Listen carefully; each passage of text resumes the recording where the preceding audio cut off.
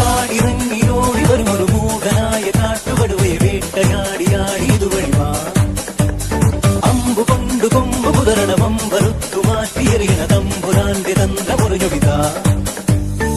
വേതാളക്കഥയറിയാ